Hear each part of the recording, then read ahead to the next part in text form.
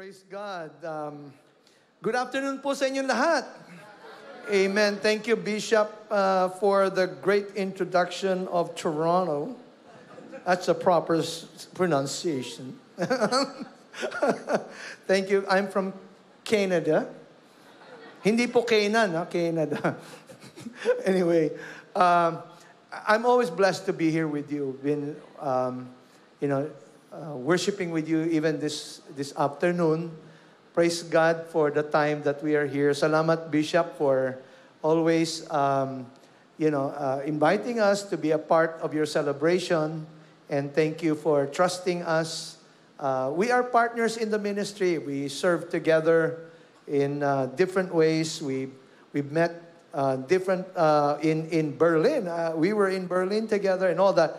But anyway, hindi na ako bago sa inyo. Hindi na ako. Kapamilya na tayo, di ba?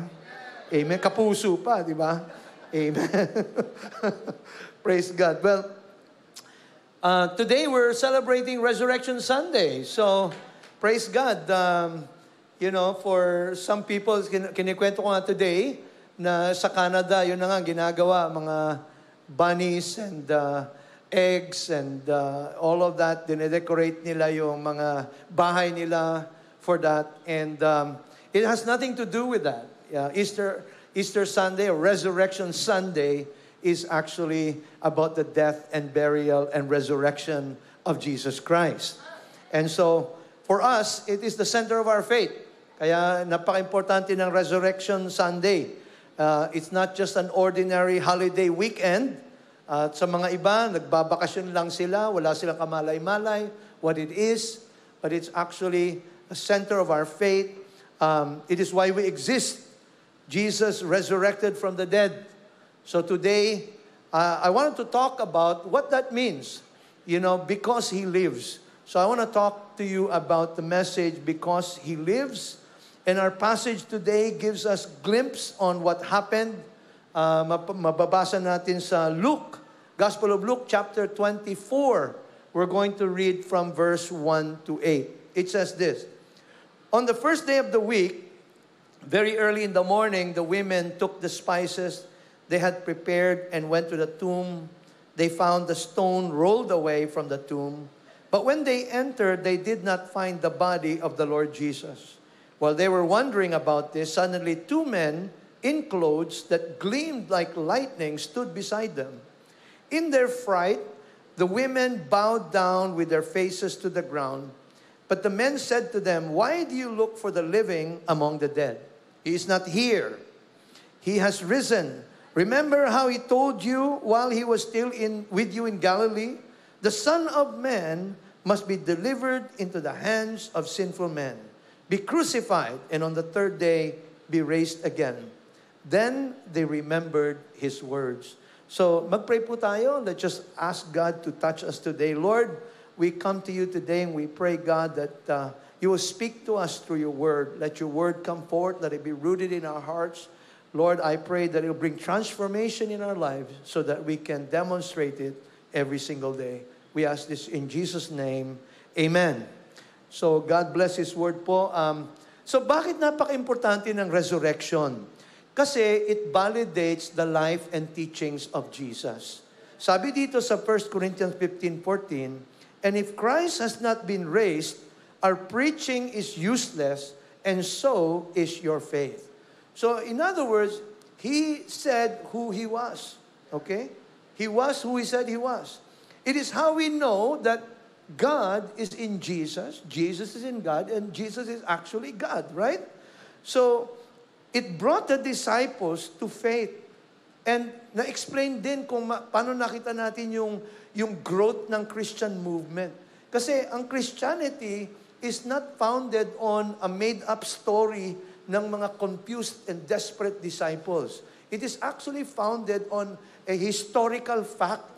In fact, pag pumunta ka dun sa Israel, sumama kayo kay Bishop, right? Kung hindi pa kayo nakakapunta, makakapunta kayo dun, makikita ninyo that talagang empty na yung tomb. Alright? That Jesus has risen. There were eyewitnesses. Merong mga eyewitness yan. The best argument in favor of the resurrection is the fact that no one would die for a myth. Kayo ba magpapakamatay kayo sa kasalanan, di ba? Kasinungalingan. Sorry. Right? Kasi, the truth is, alam natin si Peter, for example, he was hung upside down. Can you imagine, nung inaano na si Peter, binabaliktad na, papatay na si Peter, di kung kasinungalingan yun, di sinabi na niya, teka muna, bago niyo ko ihang, mali yung mga sinabi ko, hindi totoo yun. Di ba? Pwede naman niyang i-deny. Di ba? Kasi, no one would die for a myth. You wouldn't die for a lie, right? You would always stand for what is truth. Okay? Ganun talaga yun. So that's why they were willing to lay down their lives. In today's court of law, just 2 credible witnesses could convict you. Alright? There were 500 witnesses. Eyewitness. In addition to that, makita natin yung transformation ng mga disciples that proved the resurrection of Jesus. Kasi nung una, syempre namatay si Jesus, nawala yung hope nila. They feel like, wala na to. Paano na ngayon to? Namatay na si Jesus. Siya yung leader natin. Right? So, they were hopeless. And then, nakita natin that after 3 days, bumalik uli yung kanilang pag-asa. That hope was returned. They saw Him, they touched Him, and they know that He is alive. Ngayon, talagang na-build yung kanilang faith. And since then, they were never the same again. So, nakita natin that on the day of crucifixion, they were filled with sadness. Siyempre, namatay si Kristo. On the first day of the week, alam natin na biglang sumaya sila. Alright, 3 days after. Sa crucifixion, they were hopeless. On the first day of the week, their hearts celebrated with certainty. So much so that binago nila yung kanilang pagse-celebrate. Dati, on the Sabbath day, on the last day. Ngayon, on the first day of the week. Right? So they started celebrating. So ever since, there's been celebrating Sundays. Right? Celebration yun ng resurrection ni Jesus Christ. Magmula noon, every Sunday na, Celebration Sunday. Right? So kaya Resurrection Sunday, every Sunday. Hindi lamang to service, right? Hindi lamang tayo nagse-serve na gano'n. Nagse-celebrate talaga tayo ng the risen Christ that we have. Amen?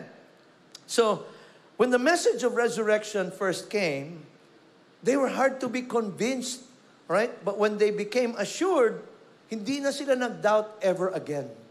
Okay? The only thing that could have transformed the lives of these men in just a few days is the reality that Jesus is alive. Amen po ba? Na talagang nabuhay siya. Our passage this afternoon gives us a glimpse of what happened. And like the disciples who were transformed, because He lives, His resurrection can forever change you. He can change me. Because buhay siya. Diba? Sabi dito sa angel, yung angel sabi sa kanila in verse 5, why do you seek, verse 5, no? Why do you seek the living among the dead? Look yan. He is not here, but is risen. Remember how He spoke to you when He was still in Galilee, saying, the Son of Man must be delivered into the hands of sinful men and be crucified, and the third day rise again. And they remembered His words. In other words, ang sinasabi na, hindi nyo ba natatandaan na sinabi na niya sa inyo to na mangyayari to. So kung nakita ninyo, kung nangyari na, no, na he rose from the dead, so bakit niyo pa hinahanap siya dito? He's not here. He's alive. He is risen. He can't possibly be here because He is risen. Kaya sabi niya dito, they remembered His word. Natandaan na nila. Nung ni-remind sila ng angel. Right? Na, yung pala, ito yung sinabi ni Jesus sa kanila. That death could not hold Him. Amen? Kinakanta natin kanina yan. The Bible says, by the way, that the consequence of sin, yung ating kasalanan, is death. Yun yung eternal separation from God.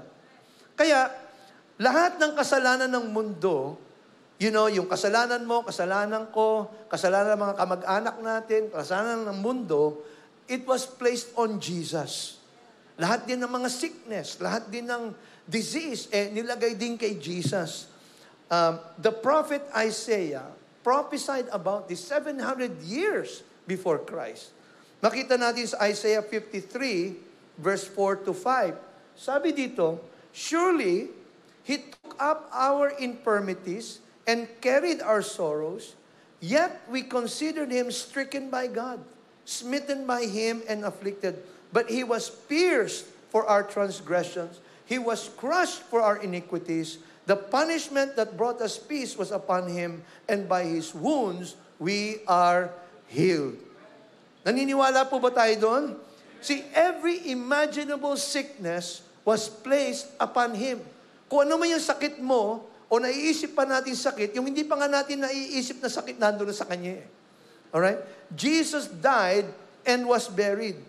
And just in case someone had an idea na nanakawin na yung body ni Jesus, alright, to claim resurrection or whatever, so ang ginawa nila, nilagyan nila ng malaking stone. They rolled the stone. And then naglagay pa sila ng mga gwardya. Alright? So, the body of Jesus laid there, right? And the first day, in the natural realm, it seemed like walang nangyayari, right? Second day, lumipas. Pero on the third day, when the fullness of time has come, God in heaven looked down on His Son. And then He sent His Spirit. And the Spirit of God rolled the stone and entered the tomb and entered the body of Jesus and raised Him from the dead. Alright? Now, mga kapatid, Acts 2:24 sabi dito, but God raised Him from the dead, freeing Him from the agony of death because it was impossible for death to keep its hold on Him. Yung death cannot hold Him. Death could not stop Jesus. And you know, death has stopped many religious figures in history. Muhammad is dead. Buddha is dead. Confucius is dead. And many more others. They have teachers and philosophers, but now they are dead. They could not break the power of darkness and death. But there's only one on the face of the earth that broke the power of darkness and death, and His name is Jesus. Hallelujah! His name is Jesus. There is power in His name. He is not among the dead. He is alive. He is risen. He's not just a good man. He's not just a prophet. He's not just a teacher. He is the Son of the Most High God. He is the King of Kings. He is the Lord of Lords. And at the sound of His name, what that happens? Every demon in hell trembles, and every knee shall bow, and every tongue confess that Jesus is Lord. He is the same yesterday, today, and forever, and His kingdom shall never end. Come on, give Him praise. Hallelujah. That's Jesus. He is alive. Sabi mo nga sa katabi mo, He is alive. Ayan. Praise God. His name is above all names. And because He's alive, we can put our faith in Him. Right? Because He's alive. We can put our faith in Him and live victoriously. So I want to share some 3 important truths that happen because He lives. Okay? Ano yung mga bagay nito? Ito yung mga katotohanan na because He lives, ito ang mangyayari, your faith is strengthened. Okay? Pinalakas ang ating pananampalataya. His resurrection proved He is who He said He is. Jesus told His disciples that He was going to die for men and He will rise again from the dead. Makita natin ito sa Luke chapter 24, verse 46 to 48. Sabi dito, He told them, this is what is written. The Christ will suffer and rise from the dead on the third day. And repentance and forgiveness of sins will be preached in His name to all nations, beginning at Jerusalem. You are witnesses of these things. So His disciples witnessed His resurrection. Nakita nila their faith was strengthened because it really happened. Jesus proved that He is God. At first, takot sila. Siyempre, they were afraid. Kaya nga si Peter, he even denied Christ. Sa takot niya, di ba? Sino ba sa atin, pag nangyari sa atin yun, siyempre, napapasinungaling. Alright? Nagsinungaling siya, pero natakot kasi siya. Pero nung nakita na niya si Jesus, nag-iba na yung faith niya. In fact, ginamit pa siya ni Jesus ng Day of Pentecost. Siya pa ang ginamit ng Panginoon. Yung nag-deny sa Kanya, dahil sa resurrection ni Jesus Christ, the power of the Spirit came upon Him. Now, siya ang ginamit para mag-evangelize. And 3,000 souls came to know the Lord. Amen. So, ito yung nag-deny. Pero dahil sa nakita niya si Jesus, nag-iba yung buhay niya. Right? They didn't know what to do sa beginning. His resurrection gave them the confidence to live for Him. Kung alam mo, you know that Jesus is alive, then you will have the confidence to live for God. Kaya ang problema sa atin na ngayon, maraming Kristiyano, okay? Many Christians, they talk about Christianity, pero they live as if Jesus is not alive. They live as if Jesus is not even coming back. So they live with whatever they do in their life. They're not following Him, they're not obeying Him, they're not doing the thing that God called them to do. So ngayon, they're living powerless. Pero kung alam natin that Jesus is alive, yung faith mo lalakas, di ba?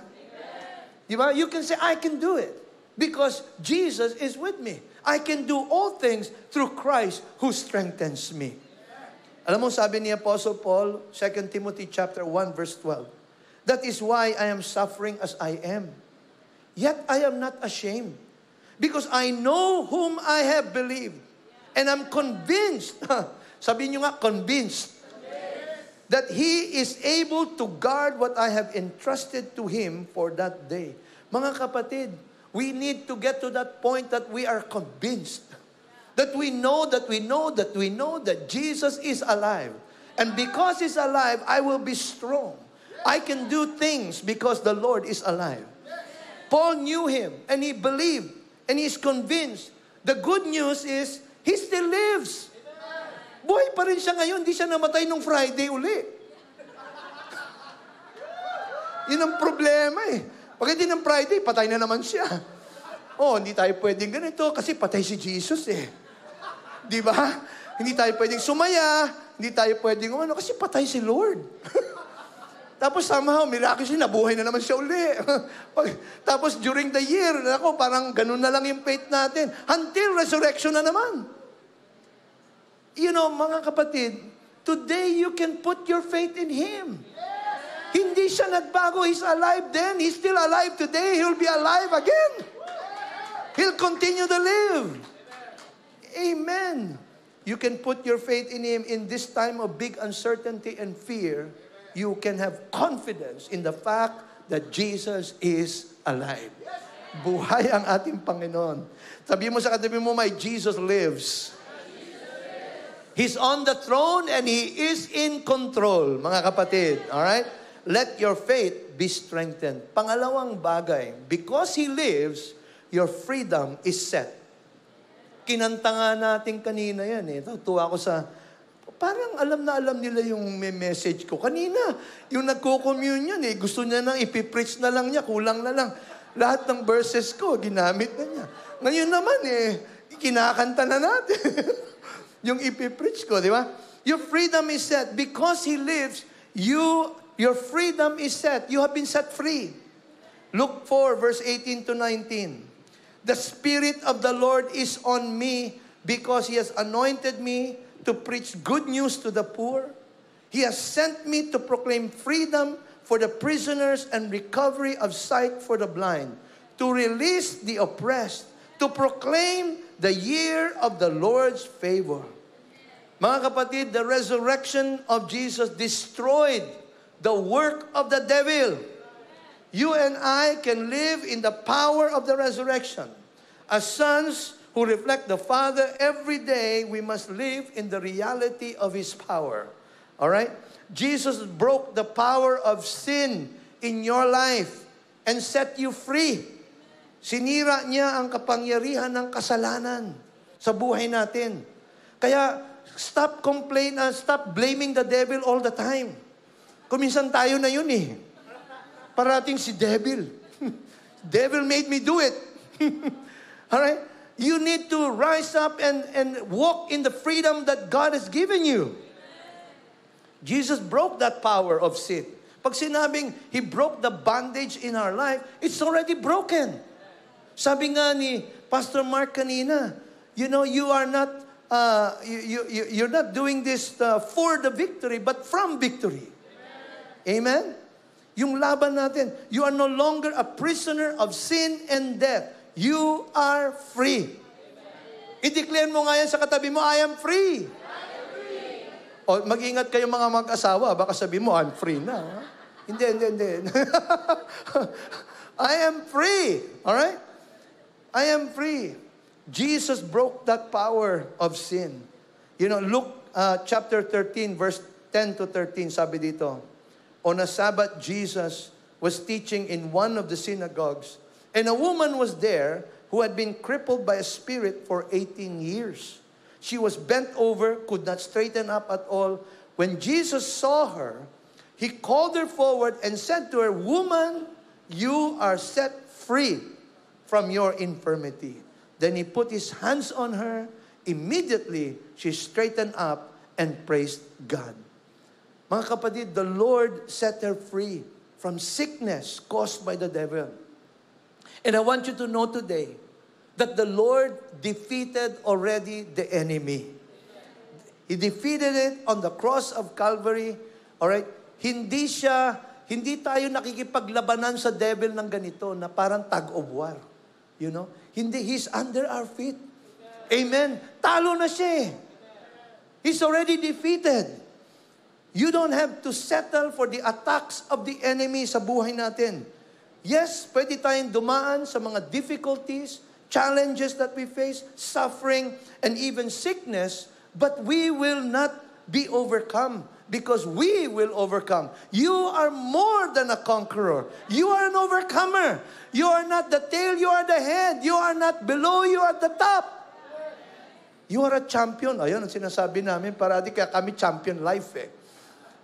Bishop, di ba? Right? Praise God because we have overcome. Through Jesus, you are an overcomer. Galatians 5:1 says, "It is for freedom that Christ set us free. Stand firm then, and do not let yourself be burdened again by a yoke of slavery." Mga kapatid, your freedom is already set. Don't let the devil weigh you down again na pinupul pa rin tayo and keep you in bondage and give you fear. The Bible says, whom the Son set free is free indeed. Alright? So, free na po tayo. Huwag na natin i-allow ang kaaway, ang diablo to pull us down, to stop us and hinder us from the promises of God in our life, from the will of God that we're supposed to do in our life. Don't allow him to stop you. You are no longer in bondage. You are set free. Amen. That's what Jesus did for us. Kaya hanggang ngayon, magmula nun, hanggang ngayon, you've been set free already. So we need to walk in that freedom. Sabi mo nga sa katabi mo, walk in that freedom. So walk in that freedom. Wag tayong para bang parati tayong nasa bondage. No. We are already free. So walk in that freedom.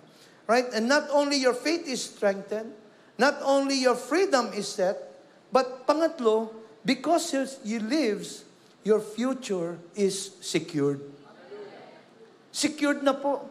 Kinabukasan natin ay makakamtan. Right? Yeah, tama ba yung Tagalog ko? Hallelujah. Because Jesus lives, your future is already secured. Kung si Bishop pa to, baby. Alright? Meron pang ganun yan. Parang sure na sure talaga. Sigurado ka na. Panalo ka na. Secured na.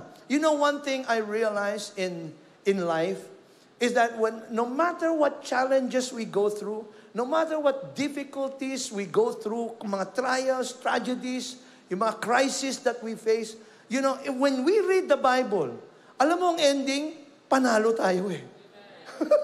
Yun lang yun. Read the Bible. The ending is you win. Your future is secured. Kaya sabi dito sa John chapter 14, sabi ng Panginoon, verse 1 to 4, do not let your hearts be troubled. Trust in God. Trust also in me. In my Father's house are many rooms. If it were not so, I would have told you.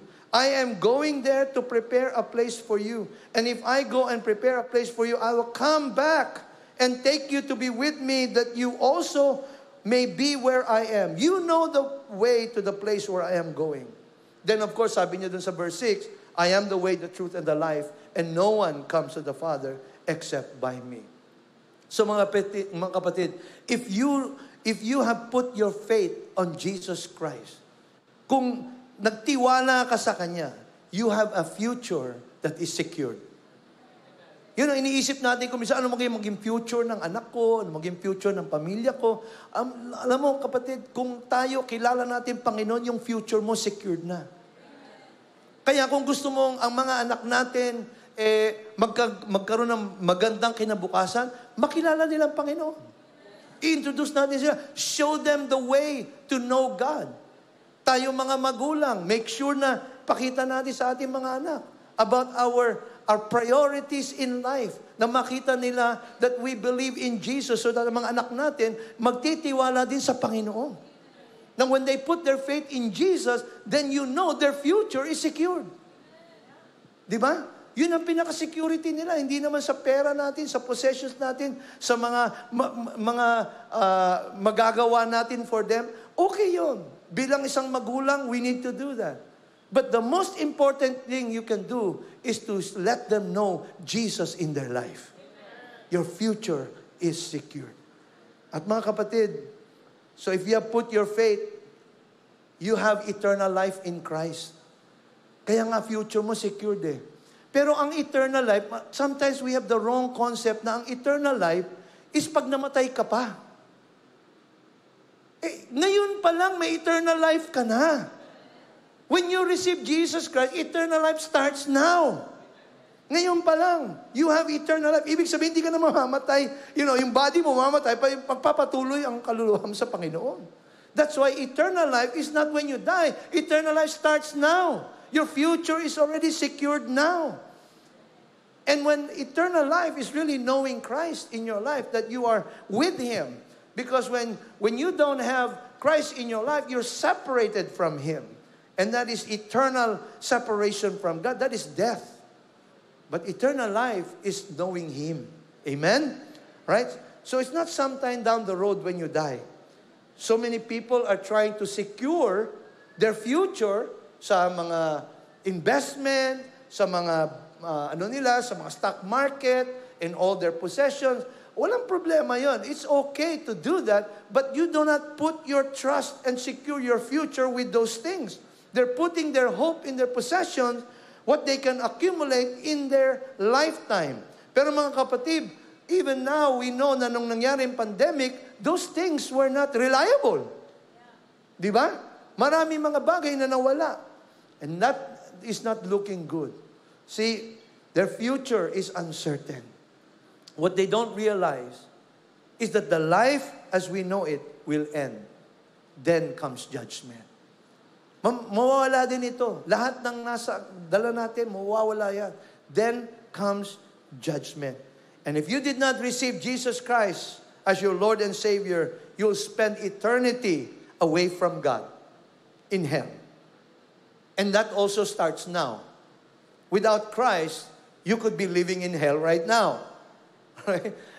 Kasi wala ka, you're away from God. Right?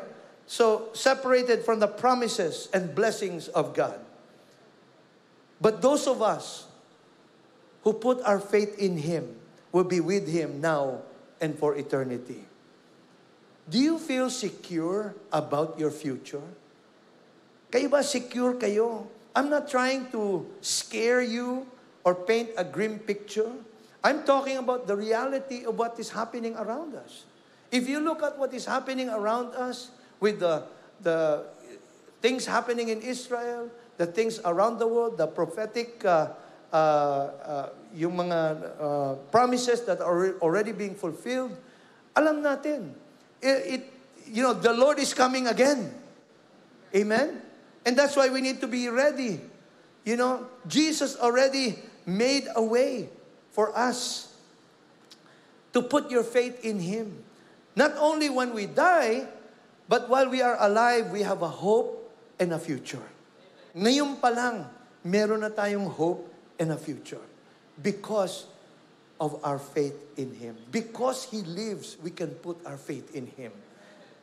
You may feel like you don't know what the future holds. There's so much uncertainty. But I want you to know, He holds your future. Ang future mo, kapatid, ay nasa Panginoon. It's hidden in Christ. Your life is hidden in Christ. That if we will continue to put our faith in Him, God will take us to where He wants us to be. And His promises will be fulfilled in our lives. The angels declared, "Why do you look for the living among the dead? He is not here." Jesus is alive and He is among the living. Tayo, mga buhay. Amen? Nandito ang Panginoon sa buhay natin. Kasama natin siya. That's why I'm so glad to be in this house of God, in this church. Because the presence of the Lord is in this place. Thank you for some of the amen here. Hallelujah. Amen. Diba? The presence of God is here. Very powerful, very strong. God is here in our midst. Even as we are worshiping today. Praise God. Because God is among the living. Sabi nga prayer na kanina ni Pastora, that there will be no dead church. Tama. Kasi dapat tayo, right? The presence of God in our midst. And we, the living, God inhabits the praises of His people. Friends, this Sunday is the best day of your life. Because God is in our midst. Amen? Because He lives, your faith is strengthened, your freedom is set, and your future is already secured. Do you receive that? Amen po ba? Pwede po tayong tumayo. We're going to have a time of ministry. I know that yung mga words, I could share a message, but the most important thing is the impartation of the Spirit of God upon our life. Ang pinaka-importante is that God ministers to us. Right? Now, friends, the resurrection means nothing if you have not committed your life to Jesus. And you are not walking in His power. Kung meron po tayong spiritual dryness, coldness, and you're fearful about your future, if you are willing today, He wants to restore you. He wants to revive you.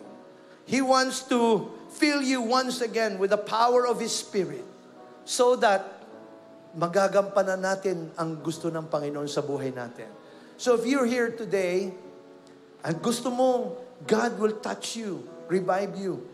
I just told you that the presence of God is in this place. Huwag natin hahayaan na ang devil will just keep us and hold us back. God is looking for those who are spiritually alive and willing to follow and obey Him. Mga kapatid, the only thing that will stop us is us. Hindi po ibang tao maghihinto sa atin. It's not your friend, your pastor, your leader. Nobody can hold us back.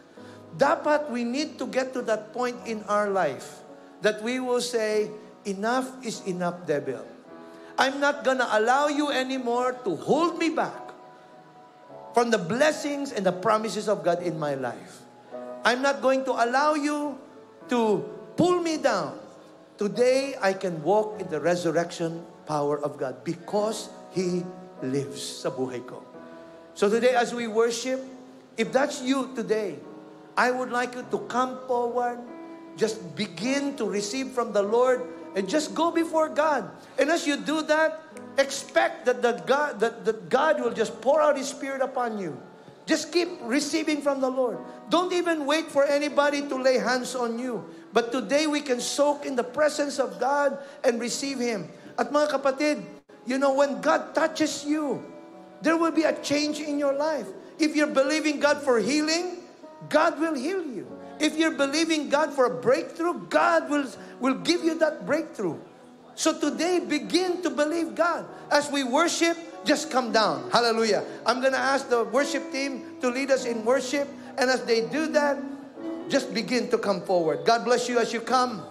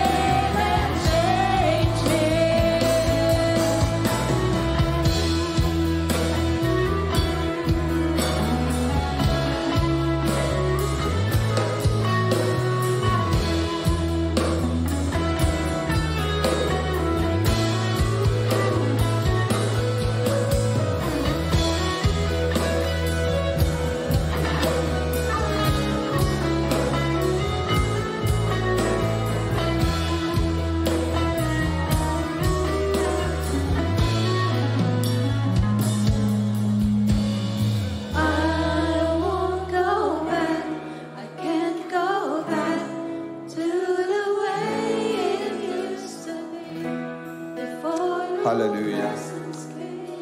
Kung meron pong may sakit dito, would like to pray for you. Please come here to the front. The Lord is our healer. Kung meron pong may sakit at nananampalataya at naniniwala kayo, ang Panginoon na magpapagaling sa inyo, lumapit po kayo rito sa harapan. Yes. Ministers, let's pray for them. Let's pray for them. By the blood of the Lamb, by the stripes of Jesus Christ, sickness and disease, be healed in Jesus' name. Receive your healing. Receive your healing in Jesus' name. By the blood of the Lamb, by the stripes of Jesus Christ, receive your healing. In Jesus' name, be healed. Fire of God, fire of God, fire of God, fire of God, fire of God, come. Fire of healing come. Be healed. Online, those believing the Lord for your healing, put your hands on the screen right now. By the blood of the Lamb, by the stripes of Jesus Christ, sickness and disease, be healed. Be healed in Jesus' name. Be healed in Jesus' name. Thank you, Jesus. Thank you, Lord. Hallelujah.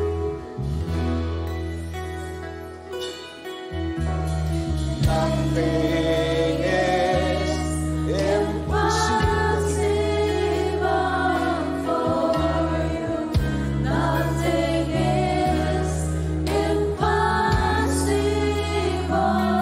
for you. Nothing is impossible for you. You hold my world in your hand. Thank you, Jesus. Hallelujah. Thank you, Jesus. Receive your healing. Receive your miracle today. In Jesus' name we pray. Amen. Amen and amen. Hallelujah. Are you blessed?